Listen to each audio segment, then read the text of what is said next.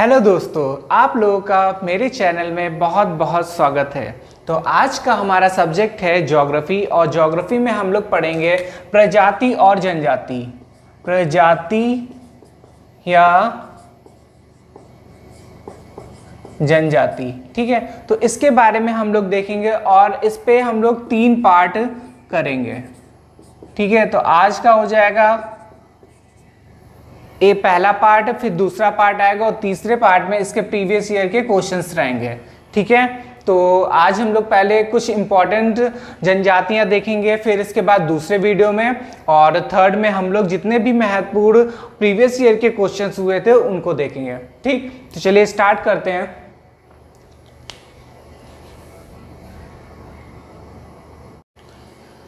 सबसे इंपॉर्टेंट बात कि इस भारतीय संविधान में अनुसूचित जनजाति की कोई भी परिभाषा नहीं दी गई है। अनुच्छेद 366 के 25 में बोला गया है, अनुसूचित जनजाति उन समुदायों को कहा गया है जो संविधान के अनुच्छेद 342 के तहत अनुसूचित किए गए हैं। तो आर्टिकल याद रखिएगा, 342 के तहत अनुसूचित किए गए हैं। अब देखिए कैसे करे गए हैं। तो जनजातियों के निर्धारण के लिए सांस्कृतिक विशेषीकरण, पहला हो गया सांस्कृतिक विशेषीकरण, जो भी उनका सांस्कृतिक विशेष होगा, ठीक है। और विभिन्न आवास, जो भी आवास है उनका, जंगल में रहते हैं, कहाँ रहते हैं, वो सब। तो ये हो जाएगा 2 चीजें, सांस्कृतिक विशेषीकरण और विभिन्न आवास के तहत जनजातियों के निर्धारण करा गया है। अब देखिए, देश को 7 हिस्सों में बांटा गया है, ठीक है। जो जनजाति का क्षेत्र है उनको देश में 7 हिस्सों में बांटा गया है। पहला क्षेत्र हो गया उत्तरी क्षेत्र, दूसरा है पूर्वोत्तर, फिर है पूर्वी, फिर है मध्य, फिर है पश्चिमी और दक्षिणी, और द्वीपीय क्षेत्र। द्वीपीय क्षेत्र हो गया बाहर के क्षेत्र, जितने भी हमारे द्वीप है उसके क्षेत्र। तो अगर ऐसे नहीं आते तो ऐसे याद कर लीजिए, ये हमारा उत्तरी हो गया, ये दक्षिणी हो गया, ये पश्चिमी हो गया, ये हो गया पूर्व हो गया, और ये हो जाएगा पूर्वोत्तर क्षेत्र, ठीक है। और ये बीच का आ जाएगा मध्य, ठीक है। ये नॉर्थ हो गया, ये हो गया साउथ हो गया, ये वेस्ट है, ये ईस्ट है, और ये नॉर्थ ईस्ट हो गया, और ये हमारा मध्य हो गया, ठीक। और बाकी बाहर जो 7वां नंबर है वो द्वीपीय क्षेत्र है, बाहर का क्षेत्र हो जाएगा। तो इंडिया में कितना हो गया हमारा, 6 यहाँ के हो गए, इंडिया के हो गए, और एक हमारा द्वीपीय क्षेत्र जो आसपास है, द्वीप है, उसके क्षेत्र हो गया, ठीक है। तो ये हो गया अनुसूचित जनजाति। अब इसके आगे हम लोग और देखेंगे।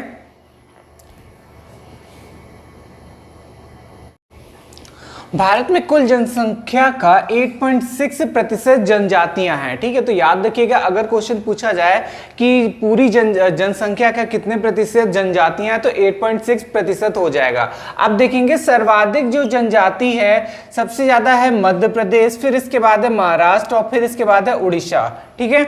ये 2011 की जनगणना के अनुसार है। सबसे पहले सबसे ज्यादा कहां पे है, मध्य प्रदेश, फिर उसके बाद महाराष्ट्र में है, फिर इसके बाद है उड़ीसा में। फिर इसके बाद 2011 की जनगणना के अनुसार पंजाब, हरियाणा, चंडीगढ़ और दिल्ली तथा पुदुचेरी जनजाति समुदाय नहीं पाए जाते हैं। तो 5 हमारे हो गए। कौन कौन से, पंजाब हो गया, हरियाणा हो गया, ये नॉर्थ वाले एरिया पूरा, चंडीगढ़ और दिल्ली तथा पुडुचेरी, ठीक है। तो 5 ही हो गए। फिर इसके बाद भारत का सबसे बड़ा जो जनजातीय समूह है वो है भील, ठीक है। अगर क्वेश्चन आए कि भारत का सबसे बड़ा जनजातीय समूह कौन सा है, वो है भील। फिर दूसरे नंबर में है गोंड, फिर तीसरा है संथाल, चौथा है नेगदा, 5वां है उरांव, ठीक है। तो पहला हो जाएगा भील, भील के बाद है गोंड, गोंड के बाद है संथाल, संथाल के बाद है नेगदा, फिर है उरांव, ठीक है।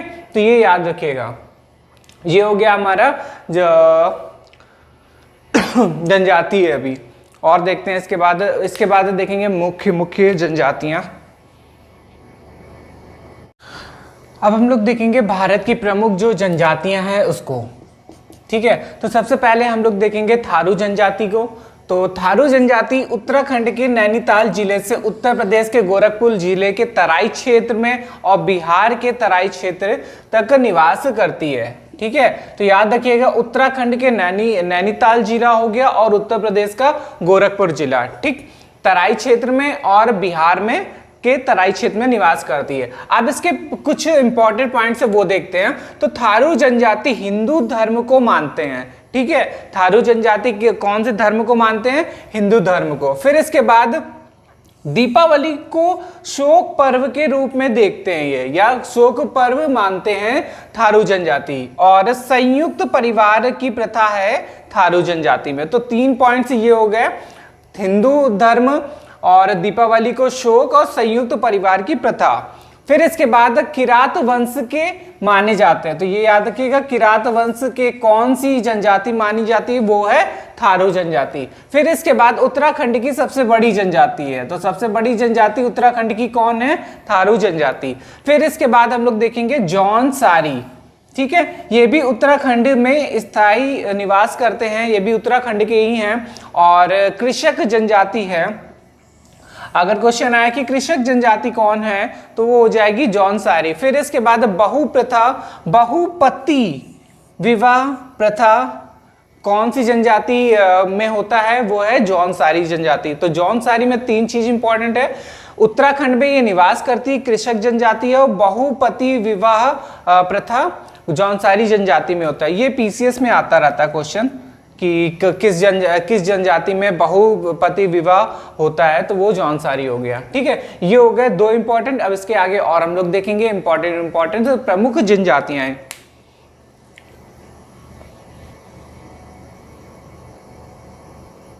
फिर आगे है भोतिया जनजाति। भोतिया जनजाति उत्तराखंड की पहाड़ियों में एवं उत्तर प्रदेश के तराई क्षेत्रों में निवास करती है। तो याद रखिएगा उत्तराखंड के पहाड़ी एरियो में और उत्तर प्रदेश के तराई क्षेत्र में ये निवास करती है। मंगोल प्रजाति की ये मंगोल प्रजाति की हैं भूतिया और ऋतु प्रवास करती हैं ये। ठीक है, फिर इसके बाद चौथे नंबर पे है बुक्सा उत्तराखंड के नैनीताल, पौड़ी और गढ़वाल। तो याद रखिएगा नैनीताल, पौड़ी और गढ़वाल जिले में निवास करती हैं ये। अनुलोम व प्रतिलोम विवाह इस पे होता है। तो याद रखिएगा अनुलोम व प्रतिलोम विवाह किस जनजाति में होता है, वो है बुक्सा जनजाति और राजपूत वंश से ये संबंधित हैं। बुक्सा जनजाति राजपूत वंश से संबंधित है। फिर इसके बाद आ जाएगा राजी जनजाति उत्तराखंड की है। बरनौत भी इसे कहा जाता है, स्थानीय रूप से इसको बरनौत भी कहते हैं। ठीक है, तो याद रखिएगा बरनौत किसका नाम है, राजी जनजाति का नाम ही है। और ये हिंदू धर्म को मानती हैं। कृषि की झूमिंग प्रथा प्रचलित है। अगर पूछा जाए कि कृषि की झूमिंग प्रथा किस जनजाति में प्रचलित है, तो वो हो जाएगा राजी जनजाति में। ठीक, ये हो गई 3 जनजाति और भूतिया, बुक्सा और राजी। फिर नेक्स्ट है खरवाल।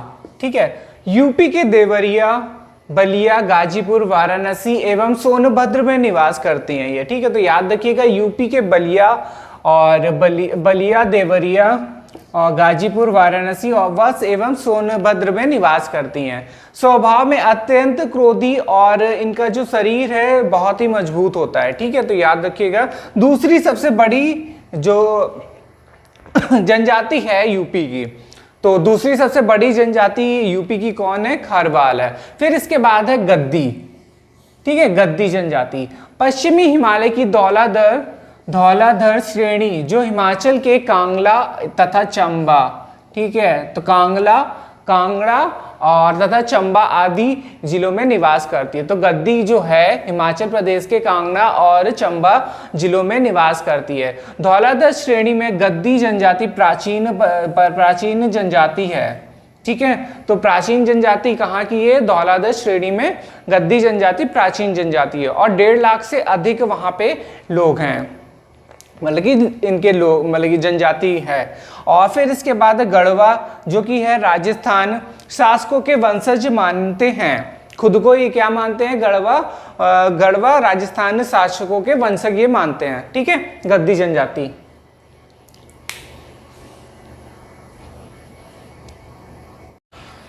आगे देखेंगे गोंडवाना लैंड के मूल निवासी, इसी कारण इनको गोंड कहा जाता है। ठीक है, तो ये गोंडवाना लैंड के मूल निवासी हैं। फिर इसके बाद आखेट तथा मछली पर निर्भर रहते हैं। आखेट तथा मछली पर ये निर्भर रहते हैं, इनका खाना ही यही है ये मछली पे ही निर्भर रहते हैं। फिर स्थानांतरी कृषि भी क्या करते हैं ये, ठीक है, तो याद रखिएगा स्थानांतरित कृषि कौन करते हैं, वो गोंड करते हैं। फिर इसके बाद कम वस्त्र पहनते हैं, ठीक, कम वस्त्र कौन पहनता है, कौन सी जनजाति पहनती है, वो है गोंड जनजाति पहनती है। फिर स्त्रियों को आभूषण पहनने का बड़ा शौक है, ठीक है, स्त्रियों को आभूषण पहनने का कौन सी जनजाति को शौक है, तो वो हो जाएगा गोंड जनजाति। ये पशु बलि इनकी महत्वपूर्ण प्रथा है, तो पशु बलि महत्वपूर्ण प्रथा हो गई। और यूपी का सबसे बड़ा है जनजाति समूह कौन सा है, गोंडवाना या गोंड को।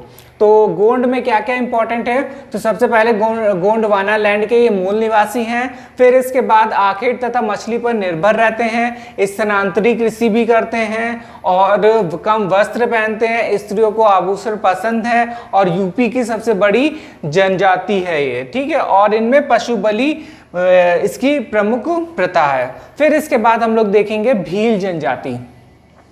तो भील जनजाति का मतलब की उत्पत्ति हुई है तमिल भाषा के बिल्लूवर से, और बिल्लूवर का जो इसका अर्थ है वो है धनुषधारी, ठीक है, बिल्लूवर का जो अर्थ है वो है धनुषधारी। तो याद रखिएगा भील जो उत्पत्ति हुई है तमिल भाषा के बिल्लूवर से, और बिल्लूवर का अर्थ है धनुषधारी।